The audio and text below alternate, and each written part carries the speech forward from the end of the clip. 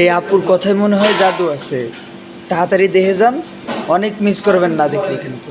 একেবারে দাম্পত্য জীবনে সুখী হওয়ার একটাই টেকনিক, স্ত্রীকে সংসারের ছোটখাটো বিষয়ে সিদ্ধান্ত নেওয়ার স্বাধীনতা দিতে হবে। যেমন কোন গাড়িটা কেনা উচিত, বাসা কোথায় ভাড়া নেওয়া উচিত, অথবা সন্তানকে কোন স্কুলে ভর্তি করতে হবে, বাজার কখন করা উচিত, কখন কি খাওয়া উচিত, কি রান্না হওয়া উচিত, বা পাড়া প্রতিবেশী আত্মীয় স্বজনকে বাসায় কখন আসবে, এই ধরনের সিদ্ধান্ত স্ত্রী নিবে।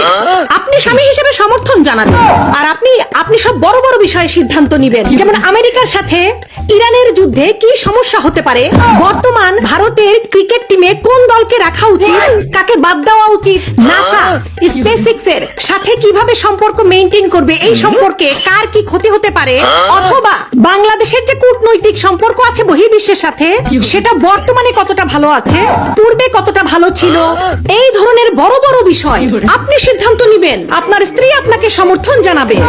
এভাবেই সংসারে সবসময় শান্তি বজায় থাকবে।